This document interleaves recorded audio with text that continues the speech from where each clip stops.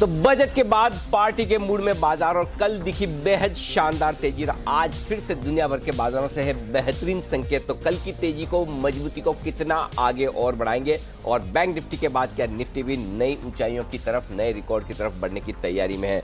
Budget के बाद कैसी रहेगी बाजार की चाल, ये रहेगा आज का खास फोकस। शेयर बाजार लाइव में आप सबका स्वागत है। नमस्कार, मैं हूं अनिल सिंघवी और नमस्कार, मैं हूं दीपांशु भंडारी। दमदार एक्शन रहा सर, Absolutely. मजा आ गया बाजार के एक्शन। बिल्कुल, और एक्शन पूरा, चाहे वो बजट का हो, चाहे न्यूज़ रूम का हो और चाहे स्टूडियो का हो। और कल का जो फीडबैक मुझे मिल रहा है लोगों से, आप सब लोगों से, वाकई में जी बिजनेस की टीम और हमारे सारे एक्सपर्ट्स ने बड़ा कमाल किया है। और सबसे बढ़िया बात ये रही दीप कि कल सुबह जिस तरह से हमारे पूरा पैनल, सारे एक्सपर्ट्स बड़े जबरदस्त तेजी के मूड में थे बजट से पहले से ही, और लगभग सारे बाय कॉल्स जिस तेजी के साथ आते दिखे, आई एम श्योर कि कल हमारे दर्शकों को बड़ा फायदा हुआ होगा। लेकिन हाँ, इसमें कोई डाउट नहीं कि एक बड़ा गेम चेंजर बजट कल पेश हुआ है और जिसने मार्केट का मूड और माहौल दोनों बदल दिया। डेफिनेटली सर, और इसी गेम चेंजर बजट पर आपसे चर्चा करनी है और जानना है कि अब आगे बाजार की क्या स्ट्रैटेजी रहेगी। पर आज के लिए कौन से ट्रिगर्स देख रहे हैं सर? ट्रिगर्स सबसे पहले तो बजट का ही है और जाहिर सी बात है बजट के बाद की तेजी बाजारों में और आगे बढ़ती हुई दिखेगी। लेकिन अंतर्राष्ट्रीय बाजारों से संकेत लेकर डाउ में उम्मीद के मुताबिक तेजी होती दिखे, लेकिन नैस्डैक बड़ा जबरदस्त उछाल मारकर बंद होता हुआ दिखा है। यहाँ पर जो तेजी है वो कमाल की है, अच्छी खासी मजबूती के साथ बंद हुए हैं। एफआईएस की 5 दिनों के बाद खरीदारी के आंकड़े आते हुए दिखे, बिकवाली पर ब्रेक लगाए। नतीजों के लिए आज एचडीएफसी लिमिटेड, बड़े वाला, टाटा कंज्यूमर, एस्कॉर्ट्स जैसी कंपनियों के नतीजे हैं। वहीं एक और दमदार एंट्री आज भारतीय बाजारों में होती दिख रही, इंडिगो पेंट्स, जहां हमने बड़े लिस्टिंग मुनाफे के लिए आपको पैसा लगाने की राय दी थी और वो बड़ा लिस्टिंग मुनाफा आपके सामने आता हुआ दिखेगा भी।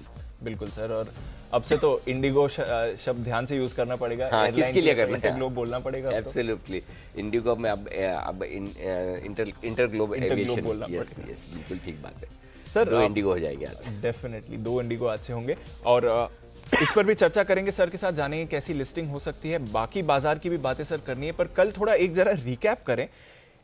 ऐसा क्या आ गया बजट में जो मार्केट्स को इतना पसंद आया कि बैंक निफ्टी, सेंसेक्स, सारे सेक्टर्स जबरदस्त उछाल आते हुए दिखा? तो दीप, बिल्कुल ये आपका सवाल जायज़ है। और एक्चुअली कल जब मैं काम खत्म करके जा रहा था तो मुझे कार में किसी का फ़ोन आया हमारे ऑफिस में से ही, और पूछा कि सर ऐसा तो इस बजट में कुछ दिखा नहीं, किसी के लिए कुछ होता हुआ है। फिर बाजार को इतना बजट पसंद क्यों? अगर आपने जैसे बजट खत्म हुआ बड़े जोश से, उत्साह से बोला कि बहुत ही शानदार, बहुत ही तगड़ा, बहुत ही बोल्ड, बड़ा बजट है, तो ऐसा क्या, मतलब किसी के लिए तो कुछ किया नहीं, और शायद किसी के लिए कुछ नहीं करना और फोकस पूरा इकोनॉमी पर रखना, यही इस बजट की सबसे बड़ी खासियत थी। आमतौर पर बजट में आदतें बिगड़ी हुई है हमारी, आप लोगों की तो शायद कम है। हम जिस ज़माने से बजट देख रहे हैं दीप, 1992, 93 से, उस समय तो बजट का मतलब ये होता था कि क्या महंगा हुआ, क्या सस्ता हुआ, हर एक आइटम पर टैक्स बढ़ाना घटाना, ये आम बात हुआ करती थी। अब आप देखिए कल के बजट की सबसे बड़ी बात ये थी और सबसे बड़ी खूबी ये थी कि इस बजट में कोई नेगेटिव नहीं है। कोई नेगेटिव नहीं होना ही बड़ा पॉजिटिव, और ये एक बड़ा लेसन है मार्केट के लिए, सरकार के लिए। सर इस बात का मतलब जरा समझाएं, कोई नेगेटिव नहीं मतलब how exactly should we see it? आमतौर पर क्या होता है कि सरकार कुछ प्रोविजंस ऐसे करती हैं जो दिखते कुछ है, होते कुछ और हैं। हम बार बार, मतलब आप कभी भी बजट से बात करें, ये बजट का मामला वैसे ही जैसा चुनाव के नतीजे से ठीक पहले एग्जिट पोल पर डिस्कशन, लोग कहते हैं ना एग्जिट पोल नहीं, एग्जैक्ट पोल देखेंगे क्या आता है, वैसे ही लोग कहते हैं बजट नहीं, बजट की फाइन प्रिंट्स देखेंगे। पहली बार बजट की फाइन प्रिंट्स बजट जैसी है। पहली बार बजट में फालतू के किसी तरह के कोई बदलाव नहीं किए गए। क्यों? फर्ज कीजिए कि इनकम टैक्स की रेट्स कहीं कम ज़्यादा की गई, ड्यूटी कहीं कम ज़्यादा की जाए, आपको 2 ऑप्शन दिए जाए, आप रिटर्न ऐसे भर लें या वैसे भर लें। मतलब ये कि आपको फायदा देना है तो सीधे सीधे दीजिए, नहीं देना तो मत दीजिए, कोई दिक्कत नहीं। तो सरकार ने इस बात से परहेज किया है कि हम ये बताकर नंबर लें कि देखिए हमने निचले वाले तबकों के लिए ये 2 स्लैब्स बनाई है, इसमें आप इसमें जाएंगे तो 2000 का फायदा होगा, उसमें जाएंगे तो 2000 ज़्यादा टैक्स भरना पड़ेगा, उससे परहेज किया। ये बड़ी चीज़ है, क्योंकि देखिए अल्टीमेटली सरकार लोगों की है और उन्हें लोगों को खुश करना होता है, और खुश करने के लिए छोटी छोटी चीज़ें ढूंढी जाती है कि किस चीज़ से लोगों के मन पर असर पड़ेगा। लेकिन हुआ अलग है, और अलग ये हुआ है, और सबसे बड़ी बात जो हुई है वो ये है कि किसी भी तरह के नेगेटिव्स इस बजट में नजर नहीं आए। अंडरस्टूड। पहला, किसी तरह का कोई कोविड टैक्स नहीं जी।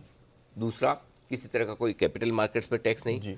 तीसरा, किसी तरह का कोई टैक्स कॉर्पोरेट्स के लिए नहीं बढ़ा है। चौथा, जहां उम्मीद नहीं थी, मसलन गोल्ड, वहां पर ड्यूटी कम हो गई है। तो जिन लोगों को उम्मीद नहीं है वहां भी आपको एक्शन दिख रहा है। तो मेरे लिए सबसे बड़ा पॉजिटिव दीप यह है इस बजट में कि नेगेटिव कुछ कोई नेगेटिव नहीं है। ठीक है सर, और अगर बातें समझे यहाँ से क्या डायरेक्शन अब ये बजट देता है? इसके अलावा कुछ कुछ चीजें और है दीप, जो इस सरकार ने पहली बार करने की कोशिश की, पहली बार। और ये वित्त मंत्री बिल्कुल आपको पुराने वित्त मंत्री से अलग नजर आई, क्योंकि अब तक आप हमेशा ये देखते हैं कि अगर 20 लाख करोड़ का पैकेज आ रहा है तो हमेशा लोग गिनने बैठते हैं कि 20 लाख करोड़ में से ये पैकेज वाकई में 20 लाख करोड़ का है या 10 लाख करोड़ का या 2 लाख करोड़ का। डिटेल्स अलग है। पहली बार जो सरकार ने डेटा रखे वो एकदम ट्रांसपेरेंट, बिल्कुल ट्रांसपेरेंट है और रिलायबल है। क्योंकि मैं जब बजट की मैथमेटिक्स देख रहा था, जो उन्होंने कमाई के आंकड़े रखे हैं, टैक्स कलेक्शन के आंकड़े रखे हैं, एकदम रियलिस्टिक है, कोई बढ़ा चढ़ा कर नहीं बताया।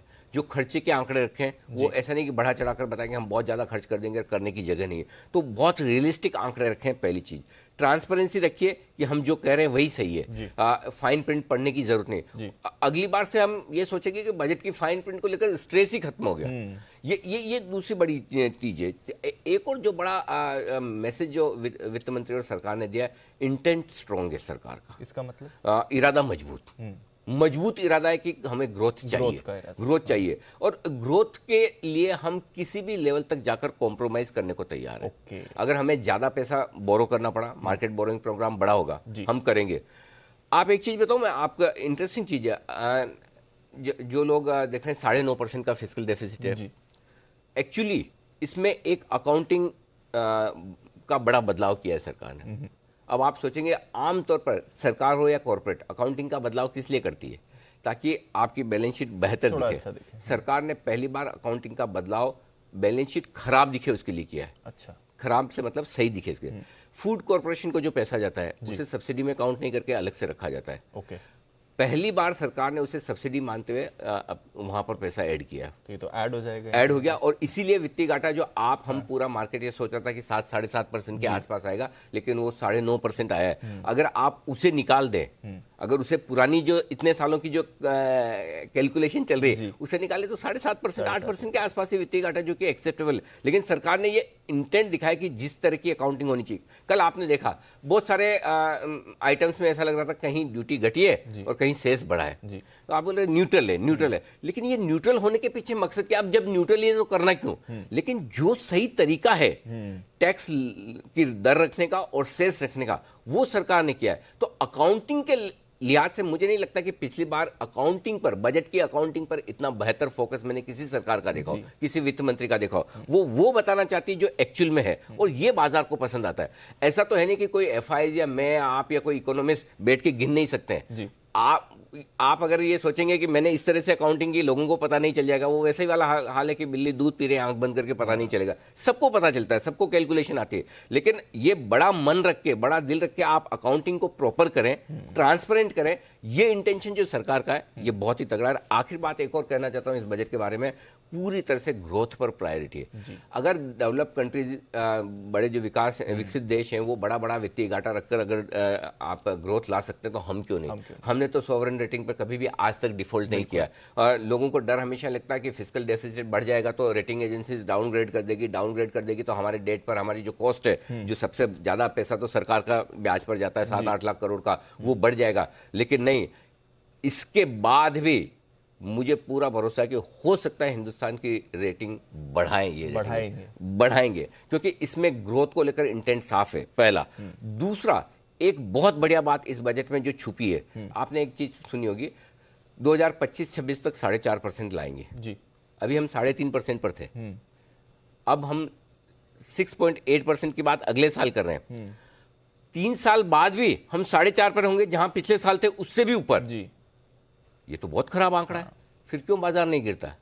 क्योंकि सरकार ये कह रही कि इसका मतलब ये कि अगले 3-4 साल तक, पहली चीज हम खर्चा करेंगे इकोनॉमी को पुश देने के लिए, और दूसरी चीज जो सबसे इंपॉर्टेंट है दीप, कि इसका मतलब है कि अगले 3-4 साल सरकार भारी भरकम टैक्स नहीं बढ़ाएगी। ये दो बड़ी चीजें। सरकार का इरादा क्या है? टैक्स कलेक्शन अपने आप बढ़ेगा, टैक्स कंप्लायंस अपने आप बढ़ेगी, कंपनियों की कमाई अच्छी होगी, ग्रोथ फिर से आएगी, उससे हम फिस्कल डेफिसिट कम करेंगे। ये बजट की पूरी, आप जो कहते हैं कि वो प्राण है जी, ये इसकी जान है। तो आई एम श्योर कि मतलब ये वित्त मंत्री को अलग लग रही है। एक्चुअल डिटेल ये है जिसकी वजह से हम एग्जैक्टली ये बजट है ना, आप क्वांटिटी में मत देखिए, क्वालिटी में देखिए। ये विजनरी बजट है जी, ये अकाउंटेंट ने नहीं बनाया है, किसी सीए का बनाया हुआ है, किसी इकोनॉमिस्ट का नहीं है। ये वाकई में किसी एक मास्टरमाइंड पॉलिटिशियन जो इकोनॉमी भी समझता है, लोगों की भावना भी समझता है, ग्रोथ की जरूरत भी समझता है। बहुत ही बेहतरीन बजट। इस बजट में सब पहली बार ऐसा है दीप कि आपको गलती निकालना मुश्किल हो रहा है। ये तो बढ़िया बात है सर। और इस सबसे बढ़िया बात है कि बड़े वित्तीय घाटे के साथ भी हम सब कंफर्टेबल हैं, क्योंकि ग्रोथ चाहिए और ग्रोथ आने के पूरे आसार इस बजट से नजर आते हैं। बस एक ही चीज है जहां पर मैं क्वेश्चन मार्क रखता हूं, जिस इंटेंशन का बजट बनाए उसी इंटेंशन का एग्जीक्यूशन होना चाहिए।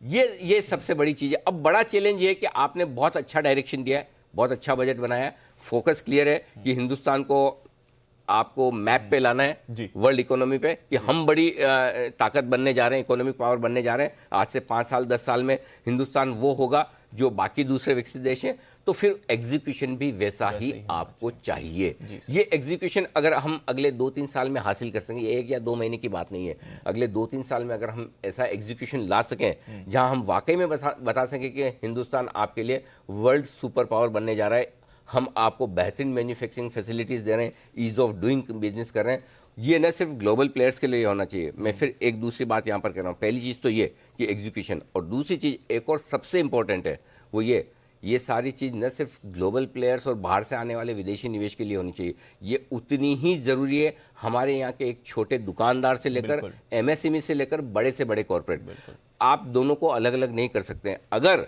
आप उनके लिए रेड कारपेट्स रखेंगे और हिंदुस्तान के लोगों को अगर परेशानी है, उनके बिजनेस को परेशानी है, तो सरकार वो अचीव नहीं कर पाएगी जो करना चाहती है। यहाँ के लोगों को भी ईज ऑफ डूइंग बिजनेस में वही सुविधा मिलनी चाहिए। अगर लोग जीएसटी से परेशान हैं, अगर लोग 50 कंप्लायंस से परेशान हैं, तो वो कम करने की बिल्कुल ज़रूरत है। दोनों तरफ जब इंजन आपके दोनों फायर करें ना, तब जाके आपको वो स्पीड मिलती है, वो उड़ान मिलती है। तो सिर्फ आपसे सोचें कि विदेशी पैसा आने से ग्रोथ आ जाएगी, जिन्हें विदेशी पैसा आएंगे काम हमसे करवाएंगे, हमारे यहाँ के लोगों से करवाएंगे, हमारे यहाँ के बिजनेसमैन के साथ मिलकर करेंगे। और हमारे यहाँ के बिजनेसमैन का, यहाँ के कॉर्पोरेट्स का, यहाँ की इंडस्ट्री का आपने नहीं देखा तो फिर आपका बजट सक्सेसफुल नहीं होगा। तो दोनों तरफ अब करने की बहुत ज़रूरत है। काफ़ी कुछ किया है, फेसलेस, ये इनकम टैक्स रिलेटेड काफ़ी कुछ बदलाव किए। उम्मीद करते हैं ये जल्दी और अच्छे तरीके से लागू हो। बिल्कुल सर, तो जैसा आपने कहा बड़ा प्लान है, अब इसकी एग्जीक्यूशन वहां पर नजर रहेगी। और इस बड़े प्लान पर सर हमने देखा कि मार्केट्स ने भी एक बहुत ही बेहतरीन रिएक्शन दिया। अब तक बजट डे की सबसे बड़ी रैली हमने आती हुई देखी, ये तो कल हुआ। अब आगे की चाल समझाएं, अब बजट की स्ट्रैटेजी क्या है आपकी पोस्ट बजट? देखिए, 2 चीजें हुई हैं कल बजट के बाद। सबसे बढ़िया बाजार के लिए एक चीज ये हुई कि बाजार में आपको ये पता चल गया कि अब आपकी डाउन से रिस्क क्या है, कितनी है। तो हमारी अपनी जो रिस्क हो सकती है वो खत्म होगी। 2 रीजन से। पहला, हमारी रिस्क 2 रीजन से है। एक, अगर कंपनियां नहीं कमाएगी तो, राइट। और दूसरा, मैक्रो इकोनॉमिक फैक्टर्स सरकार की तरफ से। तो सरकार ने पहली बार कंफर्ट दिया है, बहुत अच्छा, बहुत बढ़िया कंफर्ट दिया कि आप डरिए मत सरकार से। सरकार के डायरेक्शन को लेकर बहुत क्लियर है। तो पहली बात ये हो गई। और दूसरी बात, कंपनी की जो कमाई इस बार आ रही है, मुझे नहीं लगता कि इस बार जितने अपग्रेड्स आए हैं, इस बार जितने आउट परफॉर्मेंस नंबर्स में आए, वो पहले पिछले कई सालों में दिखी। मेरे ख्याल से 7-8 सालों के बाद अब ये आता हुआ दिखा। तो इसलिए दोनों ही तरफ से आपको ये कंफर्ट है। तो सबसे बढ़िया चीज ये हुई कि बाजार का बेस ऊपर शिफ्ट हो गया। अब 13,750 14,000 आपके लिए बेस हो गया। और आपको याद होगा जब हमने टॉप कब कहाँ कैसे का फॉर्मूला बनाया था, और उसके बाद थोड़ा बाजार गिरा भी, तो लोग मजे लेते हैं, लेने भी चाहिए कि अरे देखिए आपने जब शो किया तब से मार्केट गिरा है। लेकिन आपको कहा था कि 13,240 13,850 ये वो रेंज है जहां पर बाजार, पहला सपोर्ट 13,850 है, दूसरा आपका 13,550 है, तीसरा 13,240 है। आप देखिए 13,650 के आसपास से मार्केट यू टर्न लेकर आ गया। तो क्लियर कट है, ऊपर नीचे होगा मार्केट। हो सकता है आगे आने वाले कुछ हफ्तों में, महीनों में बाजार रेंज बाउंड रहे, और वो रेंज नीचे की तरफ 13,750 ये हो सकती है, ऊपर की तरफ 13,600 13,800 या 15,000 तक की हो सकती है। ये 1000 पॉइंट 800 पॉइंट की रेंज में निफ्टी आपको आराम करता हुआ दिखे, क्योंकि कुछ स्टॉक्स ऐसे होंगे निफ्टी में जो गिरने नहीं देंगे, कुछ ऐसे होंगे जो बढ़ने नहीं देंगे, ऐसे भी होंगे जो बढ़ने नहीं देंगे निफ्टी को। लेकिन ब्रॉडर मार्केट के लिए अगले 4 से 6 महीने गजब है। और जब आपको, और स्पेशली देखिए मिड कैप स्मॉल कैप शेयरों में एक्शन भी कब आता है, दो वक्त आता है। पहला, जब लार्ज कैप बहुत भाग गए, बहुत तेजी हो गई, फिर लोगों ने कहा अरे मैं तो मिस कर गया, अब मैं क्या खरीदूं, तो फिर अच्छा चलिए अल्ट्राटेक बढ़ गया तो अब नीचे वाला सीमेंट कौन सा है वो ले लूं, हिडलबर्ग ले लूं क्या। तो एक तो वो होता है। दूसरा एक्शन कब होता है दीप, तब ये देखिए जब कंपनियों की कमाई अच्छी हो, मार्केट मजबूत हो, लेकिन इंडेक्स आपके रेंज बाउंड हो जाए, जब इंडेक्स और लार्ज कैप स्टॉक्स में आपको पैसा बनाने का मौका ना मिले, तब आप मिड कैप स्मॉल कैप शेयरों को ढूंढते हैं। अब ये वाला वक्त आ रहा है, दूसरा वाला मार्केट। पहला वाला वक्त हम देख चुके हैं, अब दूसरा वाला वक्त आ रहा है जब मार्केट रेंज बाउंड हो जाएगा, इंडेक्स बहुत ज्यादा से मतलब 400-500 पॉइंट निफ्टी ऊपर और नीचे होना कोई खास बात नहीं, लेकिन बड़े मूव जो 1000, 2000, 3000 पॉइंट के आपको निफ्टी पे दिखते थे, अगर वो ना भी आए, वो आए तो बहुत ही बढ़िया, मोस्ट वेलकम, ना भी आए तब भी आपका पूरा focus mid cap small cap शेयरों पर शिफ्ट हो जाएगा, और वहां जो अगले 4-6 महीने पैसे बनाने के मौके मिलेंगे। लेकिन इसमें एक ही चीज है, पिछली बार और इस बार में जो फर्क है मैं बता दूं। पहले जब लार्ज कैप के बाद मिड कैप्स चलते हैं, वो अंधाधुंध भागते हैं 10-20 रोज, 10%, 20%। अब जो भागेंगे, अब आपको लेकर रखना होगा, सेकना होगा। ऐसा नहीं आज लिया कल 10% ऊपर, ये नहीं। जब रेंज बाउंड कंसोलिडेशन वाले मार्केट होते हैं तो आपको मिड कैप और स्मॉल कैप शेयरों में पकड़कर बैठना है, इंतजार करना है। ये वाला मार्केट आ रहा है, इसके लिए आपको तैयारी करनी चाहिए। इसके लिए सर, आप अब इतनी अच्छी एक्सपेक्टेशन हमारी बढ़ा रहे हैं तो बताइए कहाँ पैसा लगाना चाहिए आपको, इसमें आपको कौन से सेक्टर्स पसंद आएंगे? अगर एक जगह कहीं पैसा लगाना है इस बजट के बाद, सरकारी बैंक, PSU बैंक, सरकारी बैंक जो समझ में आए आपको वो खरीद लीजिए, जो समझ में आए, जितना समझ में आए खरीद लीजिए। ये सरकारी बैंक, देखिए एक सिंपल चीज बताऊं, सरकारी बैंकों के लिए एक ARC बना रहे हैं बैड बैंक की तरह, जो बैड बैंक की बात है। बैड बैंक है क्या? बेसिकली बैड बैंक क्या, लोगों को मैं थोड़ा सा 1 मिनट में समझा दूं। भाई बहुत सारे बैंक्स हैं, इन बैंक्स के कई सारे अकाउंट NPA हो गए, जिनको लोन उन्होंने लिया, उन्होंने लोन चुकाया नहीं, ये लोन खराब हो गए, उन्होंने अपने बुक्स में राइट ऑफ कर दिया, पैसा नहीं आएगा, जब आएगा तब वापस इनकम में जोड़ लेंगे, ठीक है। अब वो पैसा आएगा जब आएगा, अब उसके कहीं NCLT में, कहीं कोर्ट केसेस और कहीं प्रॉपर्टी इधर उधर, ये वो जो भी उन्होंने सिक्योरिटी दिए, उन पे सब वाद विवाद चलते रहते हैं। अब इसमें होता ये है कि अब आपको पता है कि फॉर एग्जांपल किसी को आपने 10,000 करोड़ का लोन दिया है कॉर्पोरेट को, और वो NPA कर दिया है, लेकिन ऐसा तो नहीं कि 10,000 का 10,000 जीरो हो जाएगा। आज भी उसकी जो सिक्योरिटी की वैल्यू हो सकता है 3,000 करोड़ हो, 4,000 करोड़ हो, 5,000 करोड़ हो, जो भी हो। सरकार ने क्या किया है, एक ऐसी कंपनी बनाएंगे जिसमें 10,000 करोड़ की पूंजी डालेंगे, ठीक है, सरकार डालेगी। आपके पास जो भी इस तरह के NPA, उन्हें एक सही वैल्यूएशन पर उस कंपनी में ट्रांसफर कर दिया जाएगा, ठीक है, और वो कंपनी उन बैंक को तुरंत पैसे दे देगी। तो अब बैंक के पास है ना, वो इंतजार नहीं करना है कि 5 साल बाद मेरे पास में 2-3 हजार करोड़ आएंगे, मेरे पास आज ही आ गए, और आज ही अगर मेरा आज ही उससे साइकिल चालू हो गया, बैंक उससे वापस लोन दे सकते हैं। सरकार के लिए क्या फायदा है? 10,000 करोड़ सरकार डालेगी, 6 टाइम का लीवरेज है, 60-70 हजार करोड़ की कैपिटल होगी, 60-70 हजार करोड़ की कैपिटल से एक आपकी ARC बन गई, वो बैड लोन्स लेती रहेगी, उसकी एक्सपर्टाइज और उसका दिन भर का काम ही रिकवरी का है, ठीक है, वो अपने आप करते रहे। बैंक्स को बैंक्स का काम करने दे, रिकवरी का काम, NCLT, IBC, ये सारे काम उस ARC में होंगे, तो उनका एक स्पेशलाइज्ड जॉब हो गया, राइट, और उनके पास कैपिटल हो गई, वो लोन्स लेते हैं। आज आपको अमाउंट बहुत छोटा दिख रहा है, लेकिन अगर ये सक्सेसफुल हुआ, आज 7-8 लाख करोड़ के NPA में से हो सकता है 4-5 लाख करोड़ के NPA ऑलरेडी अकाउंट हो चुके हैं। 4-5 लाख करोड़ के NPA अगर आप ARC में, उसमें से अगर 50%, 40-60% भी ट्रांसफर कर देते हैं 2.5-3 लाख करोड़ के, तो आप सोचो बैंक्स के पास कितना पैसा हो जाएगा, कैपिटल फ्री अप हो गया, कैपिटल फ्री हो। इसलिए सरकारी बैंकों में नीचे की रिस्क नहीं के बराबर है, अपसाइड कुछ भी हो सकती है, पहली चीज। दूसरी, गवर्नमेंट ने जो बजट में नहीं कहा, वो बजट के बाद वित्त मंत्री ने कहा है। वो पहले ये था कि हम हर एक स्पेस में 3-4 प्लेयर हमारे पास होने चाहिए, राइट।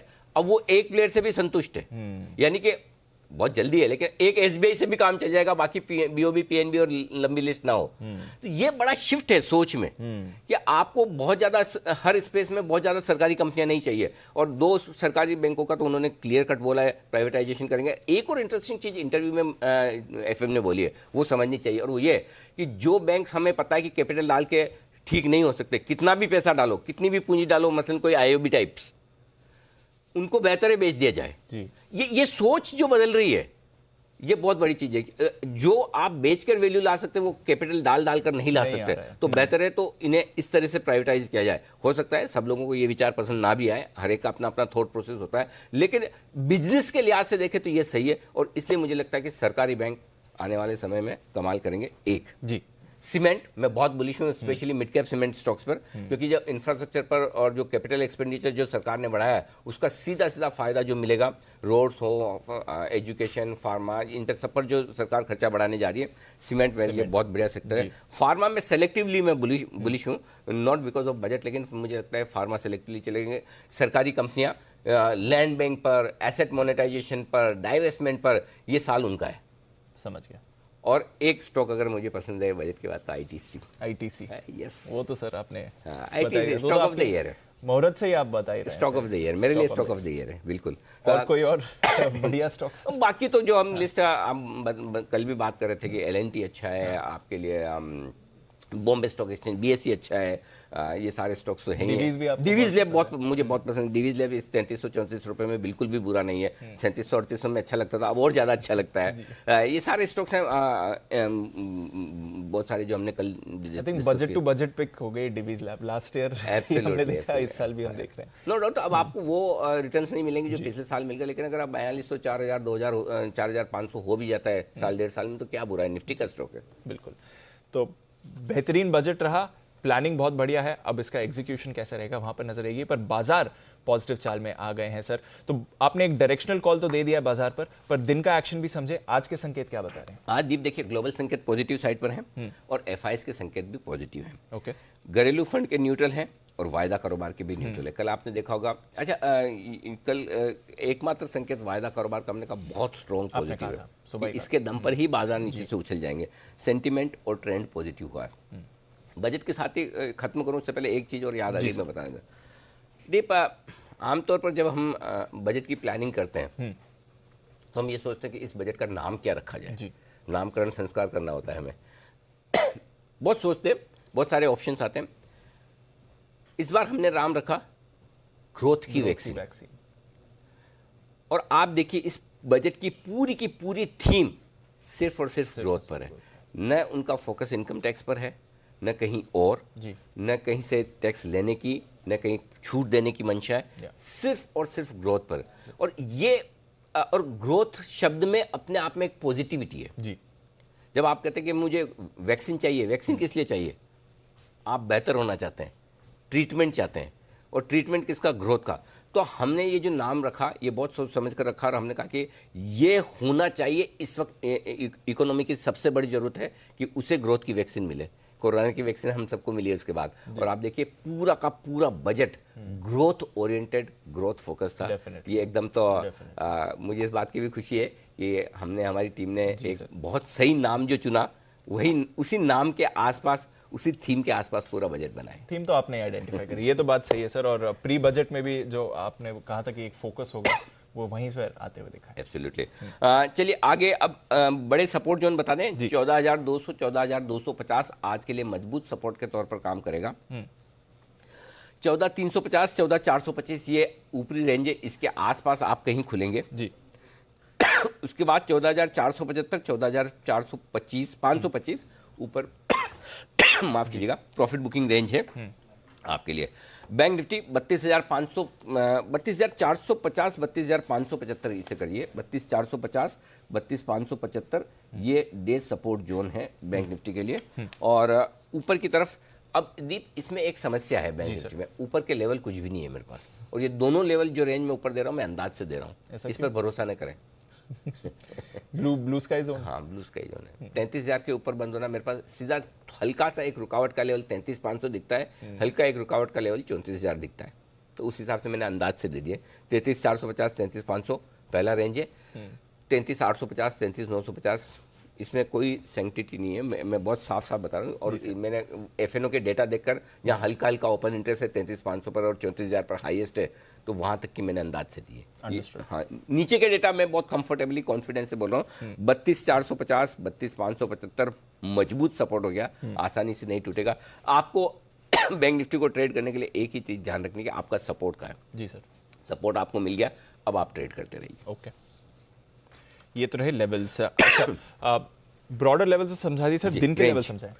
14,275, 14,375, मेरा ये मानना है 14,375 के आसपास हम कहीं खुलने चाहिए, 14,350, 375 के आसपास।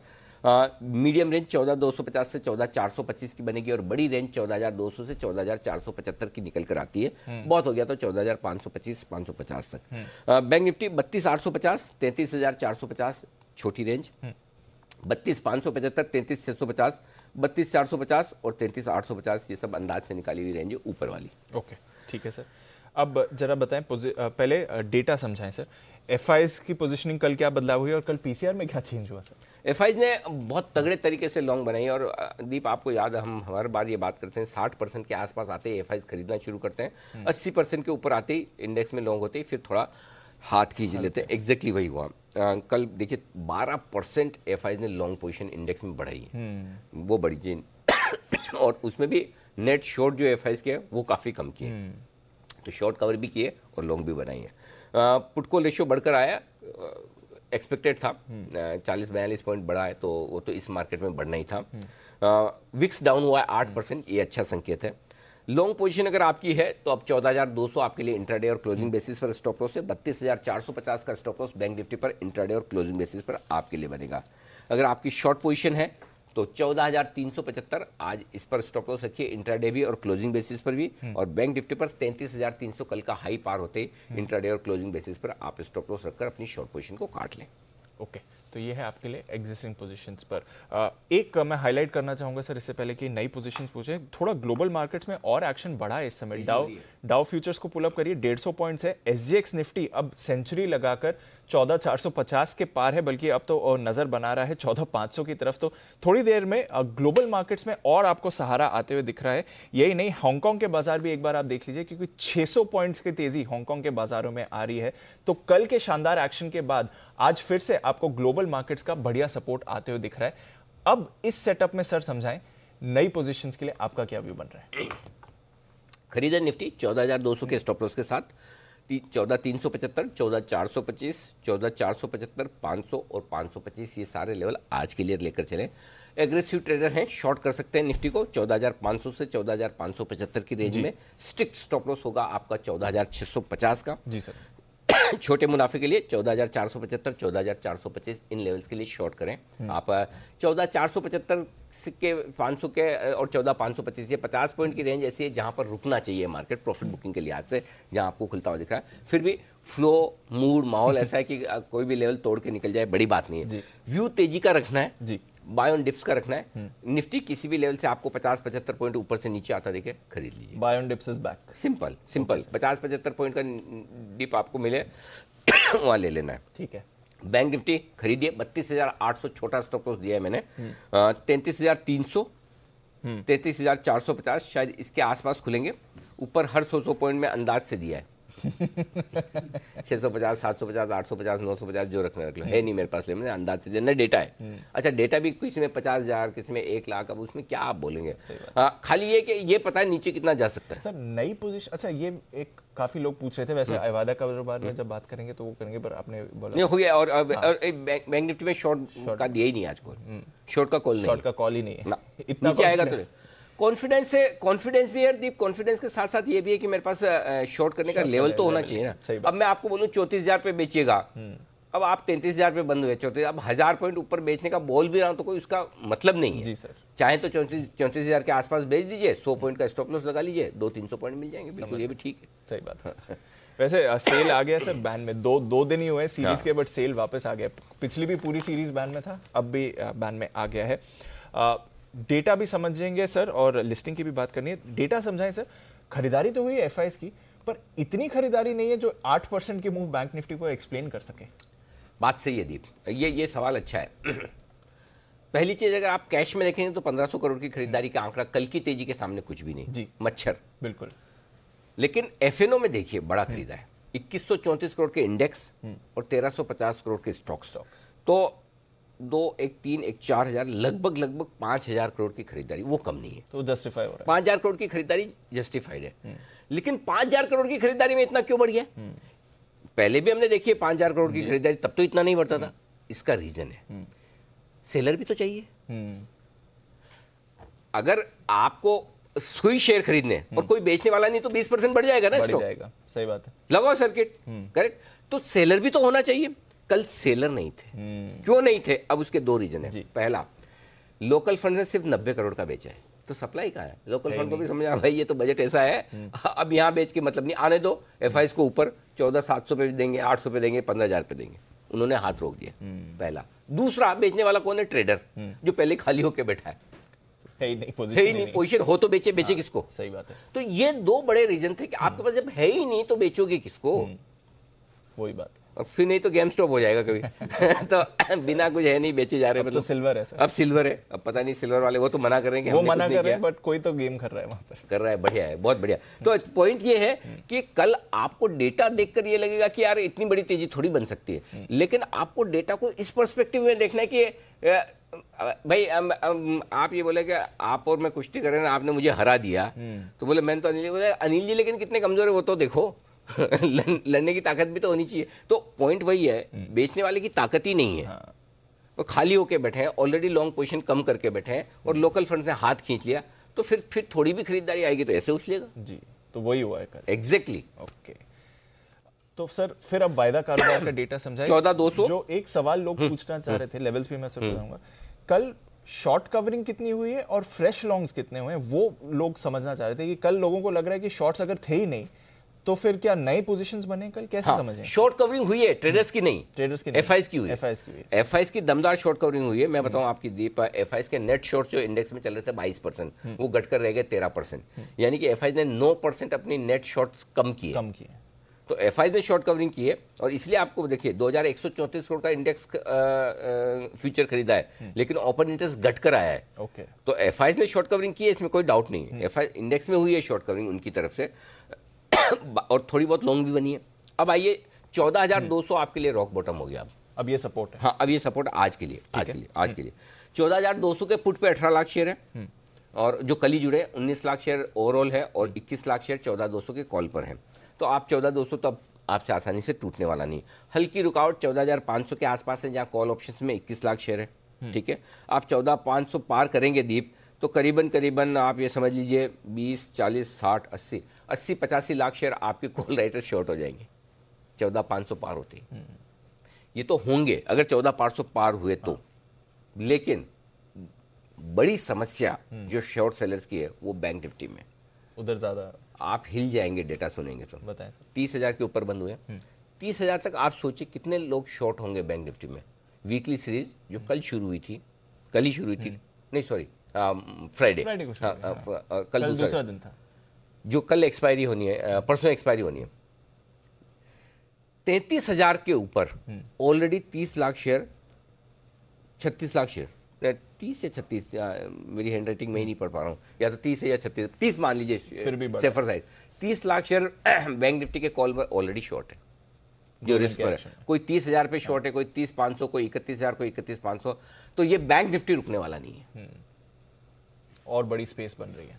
मेरी रिक्वेस्ट है बैंक निफ्टी में शॉर्ट ना रहे, नहीं रहे, रिक्वेस्ट है, सजेशन नहीं है। सजेशन तो माने ना माने, रिक्वेस्ट मान ले शायद लोग। बैंक निफ्टी का डेटा बहुत खतरनाक है, शॉर्ट मत रहिए। ये मतलब, और समझो अगर 33,500 पार कर लिया तो और 7-8 lakh share, 8 lakh share, 10 lakh share और जुड़ जाएंगे। बैंक निफ्टी पे शॉर्ट जबरदस्त है। निफ्टी भी 14,500 के ऊपर और शॉर्ट कवरिंग दिखाएगा, तो पूरी संभावना है कि बैंक निफ्टी के बाद अब निफ्टी भी लाइफ टाइम हाई बनाएगा, तैयार हो रहा है। उस वहां तक पहुंचने चाहिए। 14,600, 14,750, 800 की रेंज तक एक टारगेट तो बनता है। I think sir last year की गिरावट के बाद पहली बार इस मामले में बैंक निफ्टी ने लीड ली। पहली बार बैंक निफ्टी ने पहले लाइफ हाई बनाया वापस से। यस, ये पहली बार है। चलिए, तो ये है आज का पूरा डेटा सेटअप। सर आईपीओ की भी बात रह गई। इंडिगो, आपने कहा था दमदार लिस्टिंग के लिए आपको पैसा लगाना है, 117 टाइम सब्सक्राइब हुआ, 1490 का इश्यू प्राइस है, क्या स्ट्रैटेजी होगी? दमदार लिस्टिंग होगी दीप, और मेरा ये समझना है कि 1490, 1500 राउंड फिगर मान ली इश्यू प्राइस, तो उसके सामने आपके 2300-2400 रुपए के आसपास लिस्टिंग होनी चाहिए। इतनी बड़ी सर? हाँ 2200 से 2400 रुपए बड़ी रेंज रख लें, वहाँ लिस्टिंग होनी चाहिए, और उस लिस्टिंग पर भी आपको होल्ड करना चाहिए। होल्ड करना चाहिए, लेकिन ट्रेलिंग स्टॉप लॉस के साथ। कैसे? अभी आपका स्टॉप लॉस 2100 रुपए है। ओके, 2100 के नीचे लिस्ट हो, या लिस्टिंग होने के बाद 2100 के नीचे जाता दिखे तो प्रॉफिट बुक कर लीजिए, तब भी आप 600 रुपए ऊपर है जी। करेक्ट, अच्छे गेन, बढ़िया प्रॉफिट हो गया। अब क्या होगा, एक बार आप 2200-2300 में लिस्ट हो गए, 2400 में लिस्ट हो गए, उसके बाद आपके वैल्यूएशन उतने रीजनेबल नहीं रहेंगे। लेकिन फ्लोटिंग स्टॉक का और नई लिस्टिंग का फायदा कई सारे आईपीओ को, स्टॉक्स को मिलता है, तो उस हिसाब से और अगर फंड बाइंग आती है लिस्टिंग के दिन तो स्टॉक और चढ़ सकता है, क्योंकि स्पेस ऐसी है ना जहाँ इंटरेस्ट सबको है जी। ये घर खरीदने से लेकर घर बनाने से रिलेटेड सारे जितनी कंपनियां हैं जो सेक्टर से, वो सब बूम कर रहे हैं। तो अब आपको क्या करना है, अभी 2100 का स्टॉप लॉस रखना है, फर्ज करें 2400 हो गया, आपका स्टॉप लॉस 2300 कर दो, 2300 हो गया, आपका स्टॉप लॉस 2200 कर दो। तो जो भी आपका हाई बनाए वहां से 100 रुपए नीचे स्टॉप लॉस, 100 रुपए नीचे रखना, ठीक, बस। अब तो सिंपल हिसाब है। और इसी तरह से कई सारे आईपीओ में पैसा बना है, फॉर एग्जांपल बर्गर किंग्स, आप स्टॉप लॉस ट्रेल करते चलो 20 रुपए 25 रुपए नीचे आए तो आपको काटे, जहां से रिवर्स करे तो ऊपर के 50-100 रुपए छोड़ दो, और नहीं तो बाकी तो 800-900 रुपए 700 रुपए आपका बनता है लिस्टिंग पे, क्या बुरा है। तो मेरा ये मानना है 2200 से 2400 रुपए, ज्यादा प्रिसाइजली पूछेंगे तो 2300 से 2400 रुपए के आसपास लिस्टिंग होनी चाहिए। उसके बाद आप अपना स्टॉप लॉस ट्रेल करते चले। और वैसे हमने साफ कहा था, अच्छी लिस्टिंग गेन के लिए, बड़े लिस्टिंग गेन, बड़े लिस्टिंग गेन के लिए, अच्छे लिस्टिंग गेन होम फाइनेंस में आ रहा है वो भी इसमें बड़े लिस्टिंग गेन के लिए पैसा लगाने की राय दी, बन जाएंगे आपके बड़े लिस्टिंग। और IRFC लॉन्ग टर्म के लिए बोला था, देखो अभी भी वहीं पड़ा है, बिल्कुल ये नहीं करेगा। तो हर आईपीओ में आपको सोच समझकर पूरा विश्लेषण के साथ राय देंगे, तो वो समझ के चलिए, उन शब्दों पर गौर करिए, समझिए। कल तो एक और भी आ रहा है, उस पर भी कल चर्चा करेंगे। कल भी बिल्कुल ठीक, बिल्कुल।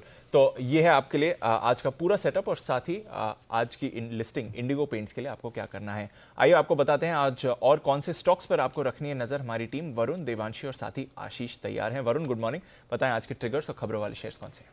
गुड मॉर्निंग जी। देखिए, सबसे पहले ट्रिगर्स में कुछ कंपनीज जो अपने नतीजे घोषित करेगी, उसमें 2 F&O की कंपनी है, टाटा कंज्यूमर्स और एस्कॉर्ट्स, तो यहाँ पे नजर रखिए। और टाटा कंज्यूमर्स खास क्योंकि रीस्टेटेड नंबर्स होंगे टाटा केमिकल्स के साथ वो मर्जर के बाद, तो इसके लिए यहाँ पे खास नजर रखना है। इसके अलावा कैश में GSFC, नोसेल, डिक्सन टेक, ये तमाम वो कंपनीज है जो अपने नतीजे घोषित करेगी, यहाँ पे नजर होनी चाहिए।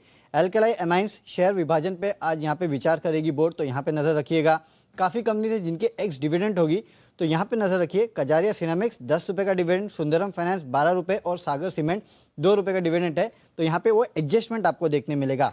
प्राइस बैंड बदले गए हैं, 10% से 5% किया गया है हेमिस्फीयर प्रॉपर्टीज का, और 20% से 10% किया गया है IIFL फाइनेंस का। नतीजे कुछ कंपनीज का है, जिसमें कोरोमंडल इंटरनेशनल बेहतरीन नतीजे हैं, मार्जिन 13% से बढ़ के 14% पे आया है, मुनाफा 26% बढ़ा है, 265 करोड़ से बढ़ के 334 करोड़ पे। फिनोलेक्स इंडस्ट्रीज, यहाँ पे भी नतीजे अच्छे हैं क्योंकि मार्जिन 20% बढ़ के अब 32% पे आए हैं, और मुनाफा 98 करोड़ से बढ़ के 260 करोड़ के आसपास आया है। मैस्टेक भी अच्छे नतीजे हैं, रेवेन्यूज 8% बढ़ी और मुनाफा जो 19% बढ़ा है, लेकिन MRPL यहाँ नतीजे काफ़ी कमज़ोर है, कंपनी ने करीब 70 करोड़ के आसपास का नुकसान किया है, साथ ही साथ मार्जिन भी गिरे हैं, 3.8% से गिर के 1.8, और कैस्ट्रॉल ने भी कमज़ोर नतीजे घोषित किए, जहाँ पे मार्जिन गिरे 33.7% से गिर के 27.5, और मुनाफा जो है उसमें 31% के आसपास की गिरावट आई है। गुजरात सिटी सीमेंट, इनफैक्ट अगर आप देखेंगे तो इस पूरे क्वार्टर में सीमेंट कंपनीज के अच्छे नतीजे थे, ये एकमात्र सीमेंट कंपनीज मुझे लगी गुजरात सिटी सीमेंट जहाँ पे नतीजे कमज़ोर है। कंपनी ने लॉस किया है 11 लाख का, और एबिटा भी कंपनी का गिरा है। और सबसे आखिरी में त्रिवेणी टर्बाइन, यहाँ पे नतीजे ठीक ठाक है, मार्जिन्स बढ़े हैं और मुनाफा भी करीब 1-1.5% बढ़ा है, 275 करोड़ पे ही आया है। ओके, तो ये हैं आपके लिए कुछ शेयर्स जिनके नंबर्स पोस्ट मार्केट आए थे। गुड मॉर्निंग देवांशी, बताएं आपके पास और कौन से शेयर्स हैं? Good morning Deepanshu. आज सबसे पहले आप PVR पर नजर रखिए, क्योंकि आप देखिए कंपनी ने QIP के जरिए 800 करोड़ रुपए जुटा लिए हैं और 55 लाख शेयर्स QIB को अलॉट कर दिए हैं। लेकिन आप देखिए जो फाइनल प्राइस आती हुई दिख रही है वो फ्लो प्राइस से 4% कम है। 1440 रुपीज़ प्रति शेयर के भाव पर ये पूंजी उन्होंने जुटाई थी। पहले हमने देखा था कि जो फ्लो प्राइस थी वो क्लोजिंग से करीब 1.5 से 2% के प्रीमियम पर थी, लेकिन अब वो उन्होंने फ्लो प्राइस के भी 4% डिस्काउंट पर ये पूंजी जुटाई है। जुबिलेंट लाइफ साइंसेज पर नजर रखें, डीमर्जर 1 फरवरी यानी कि कल से लागू होता हुआ दिख रहा है, और कंपनी ने अपना जो नाम है वो भी बदल दिया है, जुबिलेंट फार्मोवा लिमिटेड। अब ये इसका नया नाम होगा जुबिलेंट लाइफ साइंसेज से बदलकर। NMDC ऑपरेशनल अपडेट आता हुआ दिखा है। इस बार काफ़ी मजबूत आंकड़े आए हैं। जो कुल उत्पादन है है वो करीब 3.31 मिलियन टन से बढ़कर करीब 3.86 मीट्रिक टन होता हुआ दिखा है। करीब 17% तक की बढ़त है और इनकी जो बिक्री है वो भी इस बार सालाना आधार पर 26% तक बढ़ती हुई दिखी है। अच्छे नंबर्स आते हुए दिख रहे हैं पिछले 3 से 4 महीने से कंपनी की तरफ से। हीरो मोटोकॉर्प आप देखिए इनके जो बिक्री के आंकड़े आते हुए दिखे हैं उसमें 3% की गिरावट है इस साल। जो कुल बिक्री वो 5 लाख यूनिट से घटकर अब 4.85 लाख यूनिट होती हुई दिखी है। और इसके अलावा जो मोटरसाइकिल की बिक्री उसमें 9% तक की गिरावट है और स्कूटर की बिक्री इस बार काफ़ी अच्छी बढ़ती हुई दिखी है। वीएसटी डीलर्स इनकी तरफ से बिक्री के आंकड़े अच्छे हैं। इनकी जो पावर टिलर्स हैं वो करीब 14% बढ़ते हुए दिखे हैं, लेकिन इनकी जो ट्रैक्टर की बिक्री है उसमें 25% तक की बढ़त इस बार इनके यूनिट्स में आती हुई दिखी है। इसके अलावा कोल इंडिया की भी ऑपरेशनल अपडेट्स आए थे जहां पे इनका जो कुल उत्पादन है वो इस बार 4% से कम हुआ है जनवरी में, लेकिन इनका जो ऑफटेक है वो इस बार करीब 4.5% से कम होता हुआ दिखा है। तो कोल इंडिया स्लाइटली इस पर नेगेटिव रिएक्ट कर सकता है।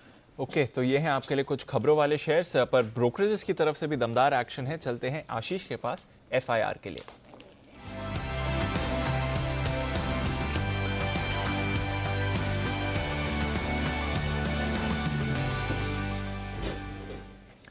गुड मॉर्निंग आशीष, बताएं आज क्या कहना है ब्रोकरेजेस का।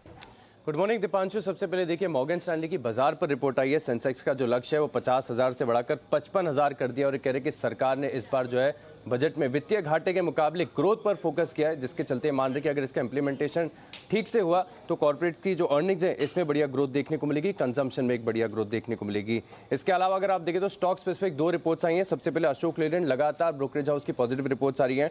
मॉर्गन स्टैनली की रिपोर्ट है ओवरवेट की रेटिंग को बरकरार रखा है और देखिए लक्ष्य में कितनी ज्यादा बढ़ोतरी की है, 63 रुपए से बढ़ाकर 155 कर दिया है। 122 के आसपास की कल की क्लोजिंग है। मान रहे कि सीवी साइकिल में अगर आप देखें तो ढेर सारे साइंस नजर आ रहे हैं कि यहाँ पर एक बढ़िया रिवाइवल हो चुका है।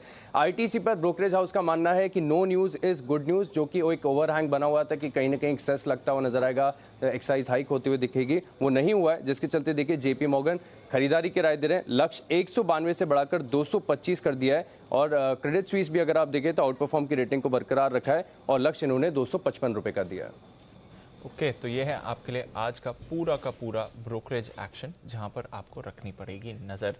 ढेर सारे और स्टॉक्स हैं जो हमारे फोकस पे रहेंगे और हमारे सारे गेस्ट भी हमारे साथ तैयार हैं और for a pleasant change studio में हमारे साथ जुड़ रहे हैं 3 खास मेहमान, बंसल साहब, कुणाल जी और साथ ही किरण जी, और वागले साहब, सुमित जी भी बस थोड़ी देर में जुड़ने वाले हैं। सर, तो ये आप लोगों की किरण जी का तो समझ में आता है कि अपनी मर्जी से रुके, आप लोगों की फ्लाइट मिस हो गई। अनिल जी मिस नहीं हुई, अगर आप ध्यान दें तो अनिल जी ये तो आपको मिस कर रहे थे हम लोग। ये हॉट सीट थी अनिल जी, भी स्टूडियो बना था तो हम पहले व्यक्ति थे जो इस सीट पे बैठे ये थे। बात तो सही है, बिल्कुल। सबसे ज्यादा और सबसे ज्यादा और सबसे ज्यादा और सबसे, और वो दिल्ली के दिन मुझे अभी याद आ रहे हैं। तो लंबे समय बाद एक साथ बैठकर, मतलब लास्ट बजट पे, पुरानी यादें ताज़ा हो गई। बजट के बाद वापस शो, कम से कम स्टूडियो में तो हम पहली बार ही करें। चलिए, बहुत दिल से आप सबका स्वागत है स्टूडियो में और अच्छा भी लग रहा है कि एक दिन आप और एक्स्ट्रा रुक कर स्टूडियो में शो करके जा रहे हैं, मजा आ गया। तो चलिए फिर हमारे एक्सपर्ट्स भी हमारे साथ जुड़ गए हैं और जानते हैं कि आज क्या रिकमेंडेशंस भी आने वाली हैं एक्सपर्ट्स की तरफ से, उन्हीं पर चर्चा करते हैं। नतीजों के लिहाज से कल उतना बड़ा दिन नहीं रहा, पर काफ़ी सारे स्टॉक्स एक्शन में रहे, तो कुछ दिग्गज स्टॉक से शुरुआत करते हैं। और किरण जी, आपसे मैं पूछना चाहूँगा HDFC पर व्यू। चलिए, किरण जी का सेटअप हो रहा है, बंसल जी आप तैयार हैं? बिल्कुल बिल्कुल। तो HDFC पर बताएं, आज इसके नतीजे आने वाले, और कल ऑफ कोर्स बड़ा कंट्रीब्यूशन HDFC बैंक, बाकी बैंक्स की तरफ से भी आते दिखा, फाइनेंशियल्स अच्छे एक्शन में रहे। HDFC की चार्ट क्या कह रही है सर? दीपांशु, HDFC का चार्ट पॉजिटिव है। इनफैक्ट कल की अगर आप तेजी में देखें तो पिछले 3 दिन के हाइस को स्टॉक ने क्रैक करा है और ये स्टॉक्स जो हैं एक शॉर्ट कवरिंग के कैंडिडेट बनते हैं। और यहाँ पर अब जो एक स्टॉप लॉस बैठता है 2550 2550 का स्टॉप लॉस बैठता है और टेक्निकली ऊपर में 2640 2650 के लेवल्स HDFC दिखाने का दमखम रखता है। ओके, तो HDFC पर रखनी है नजर, इसका आज एक्शन इंटरेस्टिंग रहेगा। कुणाल जी, एक चार्ट आपके लिए भी, टाटा कंज्यूमर, इसके आज नंबर्स आएंगे, वहां पर भी हम नजर रखेंगे, तो थोड़ा एक्शन वहां पर भी आते हुए दिखेगा। और साथ ही एस्कॉर्ट्स, ये भी एक स्टॉक है जहां पर आप थोड़ा एक्शन देखेंगे। बंसल जी, आप ही आज तैयार हैं, तो जरा एक बार एस्कॉर्ट्स के बारे में आप बताएं, क्योंकि थोड़ा कंसोलिडेट हुआ है, जो 1400 के लेवल पर गया था वहां से करेक्ट हुआ। अब कल की तेजी के बाद किस तरह का एक्शन एस्कॉर्ट्स में एक्सपेक्ट करें? दीपांशु, कल जो हमने देखा रैली के अंदर, मार्केट की रैली में मेन रैली आई थी बैंकिंग स्टॉक्स में, बहुत PSU and private sector banking, और वहां पर एक शॉर्ट कवरिंग का कैंडिडेट बना था दूसरा जो मुझको अब कैंडिडेट लग रहा है शॉर्ट कवरिंग का वो है ऑटो स्पेस, और ऑटो स्पेस में एस्कॉर्ट्स के अंदर भी एक पॉजिटिव क्रॉसओवर देखने को मिला है और एक शॉर्ट टर्म चार्ट पर एक ब्रेकआउट है। 1240 एक सपोर्ट है, वो स्टॉप लॉस होना चाहिए और ये स्टॉक 1290 1295 के लेवल्स दिखा सकता है। और दीपांशु, अगर ऑटो में कुछ खरीदना है, मतलब कि एस्कॉर्ट्स में तो लेवल्स दे दिए हैं, बट अगर टॉपिक जो है ऑटो स्पेस से है वो है टाटा मोटर, जो कि ऑटो स्पेस को इस बार रैली में आउट परफॉर्म करेगा। अगर हम देखें तो पिछली बार ये स्टॉक किसी जमाने में 600 रुपए होता था तो ये स्टॉक 400 के लेवल्स को आगे चल के क्रैक करेगा। तो टॉप पिक टाटा मोटर्स है ऑटो स्पेस से, और आपका तो फेवरेट भी रहा है और पूरी इस मूव में आपका तो सपोर्ट भी आया है टाटा मोटर्स के लिए। बिल्कुल दीपांशु, इसको मैंने और कुणाल जी ने 175 177 के अराउंड रिकमेंड करना शुरू करा था। तो ऑटोज एक शॉर्ट कवरिंग का कैंडिडेट है, एस्कॉर्ट्स भी और टाटा मोटर दोनों को बाय किया जा सकता है। ओके, तो नजर रखते हैं इन शेयर्स पर। और सुमित जी भी हमारे साथ जुड़ रहे हैं टाटा मोटर्स के साथ साथ। टाटा मोटर्स डीवीआर पर सुमित जी की एक राय रही है, वो स्टॉक भी अच्छा परफॉर्मर रहा है। पर सुमित जी, कुछ और कैश अर्निंग्स आई थी, एक बार वहां पर आपसे चर्चा करना चाहूंगा। कैस्ट्रॉल की जरा चार्ट देखिए, यहाँ पर क्या एक्सपेक्टेशन है? नंबर थोड़े मिले जुले रहे, उतने अच्छे नहीं रहे जितना शायद बाजार को एक्सपेक्टेशन था। और कल भी हमने देखा कि स्टॉक थोड़ा ढीला ही रहा इन पॉइंट ऑफ फैक्ट कि इतनी बड़ी रैली में इसने पार्टिसिपेट नहीं करा। कैसे देखें कैस्ट्रॉल को? गुड मॉर्निंग दीपांशु, आपने बिल्कुल सही कहा। कैस्ट्रॉल का चार्ट भी मिला जुला टाइप ही है, साइडवेज मूव दिखा रहा है। कैस्ट्रॉल के अंदर ऊपर में जो रेजिस्टेंस है 131 रुपए का है, ये लेवल जैसे एक बार क्रॉस होगा तो उसके बाद स्टॉक में मोमेंटम बढ़ेगा और फिर 140 रुपए तक के लेवल कैस्ट्रॉल में देखने को मिल सकते हैं। तो आई थिंक स्टॉक के अंदर पोजीशन होल्ड तो करके चलने का सलाह रहेगा, लेकिन फ्रेश खरीदारी 130 131 के ऊपर बनेगी और फिर 140 145 रुपए तक के लेवल देखने को मिल सकते हैं। स्टॉक का जो नीचे में सपोर्ट है 121 रुपए का है, जब तक 121 रुपए के लेवल नहीं टूटते तब तक लॉन्ग पोजीशंस होल्ड करके चलें। ओके, तो ये है आपके लिए कैस्ट्रॉल, जहां पर आपको रखनी है नजर। आज ये स्टॉक भी आपको एक्शन में आता हुआ दिख सकता है। एक्शन में ढेरों और स्टॉक्स आज आएंगे जहां पर आपको रखनी है नजर। और पीवीआर, इस पर वागले साहब एक तो वेलकम बैक, थोड़े समय के बाद वागले साहब हमारे साथ फिर से जुड़ रहे हैं एक छोटे से ब्रेक के बाद। कैसे देखें सर पीवीआर को? क्यूआईपी के जरिए 800 करोड़ उन्होंने जुटाए हैं 1440 के प्राइस पर, जो कि फ्लोर प्राइस से 3.5-4% का डिस्काउंट है। चार्ट्स क्या बता रही है पीवीआर की, वागले साहब? Good morning Deepanshu, good morning Anil. Morning sir. PVR के साथ काफी अच्छे है, पिछले कई हफ्तों से ये एक हायर टॉप हायर बॉटम बना के चल रहा है और मुझे लगता है ये 1521 के लेवल पे as a trade for a day मैं अवॉइड करूंगा, लेकिन पोजिशनली मेरा टारगेट इसमें 1630 1640 का है, 1 से 2 हफ्तों का। कोई भी हल्की सी गिरावट आती है 1500 1480 वहां तक बाय करके थोड़ा सा रुके, 1450 1440 का स्टॉप लॉस होगा। मुझे कम से कम एक 5-7% की ट्रेडिंग अपसाइड दिखाई दे रही है। ओके, तो एक 5 से 7% की ट्रेडिंग अपसाइड के लिए तैयार हो जाइए पीवीआर। एंड ऑफ कोर्स कल बजट के अलावा बड़ी खबर ये भी थी कि 100% कैपेसिटी से सिनेमा हॉल्स खुल चुके हैं, तो पीवीआर आइनॉक्स के लिए ये भी एक ट्रिगर बनते हुए दिख रहा है। आपका पहला मूवी देखने का इरादा कब जाएंगे? अनिल जी देखिए, अगर जिस तरीके से अभी कोविड में रिलैक्सेशन आया है, इंडिया में फैल नहीं रहा है, तो अनिल जी सूर्यवंशम आएगी ही ना, वो वाली नहीं जो सोनी मैक्स पे आती है। सूर्यवंशम आएगी तो Anil ji definitely with family Anil ji पूरे राकेश पंसल एचयूएफ के साथ देखने जाऊंगा। क्या बात है, वाह। सूर्यवंशी है, सूर्यवंशी वो एक ही बात है, मतलब सेट मैक्स वाली नहीं देखनी, जो रिलीज होगी वो देखनी। हाँ, सूर्यवंशी और वंशम में बहुत कंफ्यूजन है, जैसे कि बर्जर पेंट्स और बर्गर किंग्स, वो मेरा रोज का कंफ्यूजन है। अनिल जी उससे ज्यादा कंफ्यूजन तो मुझे गोदरेज और गोदरेज में है। नहीं, उसमें तो क्लियर है, आप बोलोगे तो गोदरेज, हम बोलेंगे तो गोदरेज। वो तो एकदम साफ है। आज तो इंडिगो भी हो जाएगा। आज से हाँ, अब तो इंडिगो में बड़े समस्या होने वाली है। अब चलिए, कब जब तक वायदा कारोबार में नहीं आएगा इंडिगो तब तक तो ठीक है, तो नहीं तो इंडिगो खरीदना है तो कौन सा खरीदना है, इंटरग्लोब खरीदना है या इंडिगो खरीदना है? बिल्कुल ठीक बात। बिल्कुल इंटरेस्टिंग एक्शन है। हीरो मोटोकॉर्प, शर्मा साहब भी हमारे साथ जुड़ रहे हैं। Sharma sir welcome. Auto sales numbers आए सर, अनुमान के मुताबिक ये आ रहे हैं। ऑफ कोर्स जो इतनी एक बड़ी एक्सपेक्टेशन की बेस बिल्ड हुई थी उसके हिसाब से देखें तो थोड़ा डिसअपॉइंटमेंट रहा है, पर किस तरह से अप्रोच करें सर हीरो मोटोकॉर्प? कुल बिक्री 3% गिरी है इनकी, पर हमने देखा है कि मोटरसाइकिल सेल्स में थोड़ी ज्यादा और गिरावट दिखी है। हीरो मोटोकॉर्प पर कोई राय सर? देखिए ये इनके जो नंबर्स हैं वीकली, ये जो मंथली डेटा आता है वो थोड़ा ऑब्वियसली इसके अंदर करेक्शंस आ ही सकता है, कभी अच्छा कभी खराब, लेकिन ये एक ऐसा स्टॉक है जो डिविडेंड यील्ड भी देता है 2% से ज्यादा, और नंबर्स तो आगे सुधरेंगे। कुल मिला के मूल मंत्र ये है, जब इकोनॉमी को एक अच्छी खासी किक मिल गई है डेटा अच्छा ही आ रहा है, ऊपर से जो बजट है बहुत ही पॉजिटिव है। तो किसी भी अगर कोई कमजोरी इन नंबर्स के बेसिस पे आए तो हीरो खरीदना ही चाहिए। तो हीरो मोटर्स खरीदारी की राय है। चलिए, तो आज अगर डिप मिलता है तो खरीदारी का मौका होगा। वैसे कल तो डेज हाई पर स्टॉक बंद हुआ, पर 2-2.5% ही ऊपर था, तो आज मौका आपको फिर से मिल सकता है। कुणाल जी बताएं सर, टाटा कंज्यूमर आज आने वाले हैं नंबर्स, उससे पहले चार्ट्स क्या कह रही हैं? देखिए, चार्ट अगर आप देखें दीपांशु तो वो एक अच्छा अप ट्रेंड हमने स्टॉक में देखा है, फिर एक करेक्शन भी आया, और कल अगर आप कल देखें सारे ही स्टॉक्स में हमने बड़े ब्रेकआउट्स आते हुए देखे, तो मुझे लगता है कि और थोड़ी अपसाइड बन सकती है। थोड़ा मार्केट अंडर परफॉर्मर जरूर रहेगा, लेकिन मुझे लगता है कि 610 615 तक के लेवल्स देखने को मिलेंगे। सपोर्ट मुझे 560 रुपए के आसपास नजर आता है, तो इसमें भी होल्ड करने की राय। चलिए, तो इसको भी होल्ड करके चलें, ये है आपके लिए राय टाटा कंज्यूमर पर। किरण जी, एक दिग्गज पीएसयू आपके लिए कोल इंडिया। वैसे तो कल हमने देखा कि डाइवेस्टमेंट को लेकर एक बड़ा टारगेट आया है।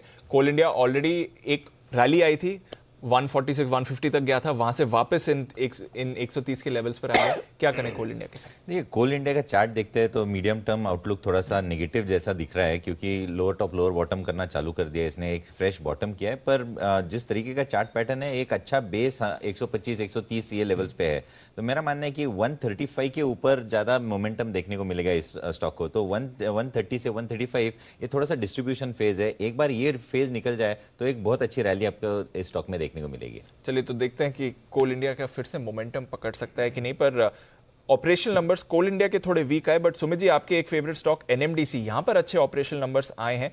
टोटल प्रोडक्शन 17% बढ़ा है, टोटल सेल्स जो है वहां पर हमने 17% की बढ़त देखी है। तो पिछले 3-4 महीने का सबसे अच्छा डेटा इनकी तरफ से आया है। क्या व्यू है एनएमडीसी की चार्ट पर सर?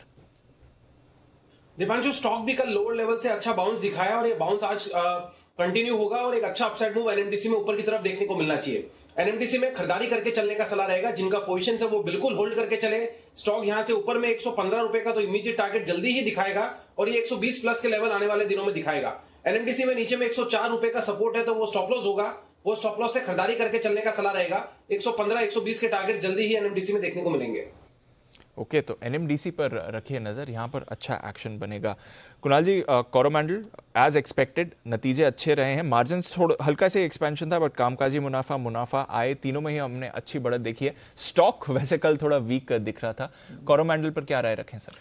देखिए, चार्ट बहुत अच्छा है, ये बात सही है कि कल कमजोर था, लेकिन मुझे लगता है जैसे ही 850 को पार करेगा तो कोरोमंडल में आपको फिर से तेजी देखने को मिलेगी। ये स्टॉक ऐसा नहीं है जिसमें रनअवे मूव्स आते हों, तो धीरे धीरे चलता है, बेस बना करके चलता है, लेकिन मुझे लगता है कि 900 रुपए तक ये डेफिनेटली जाएगा। तो 850 के ऊपर ब्रेकआउट आता है तो खरीदारी की राय।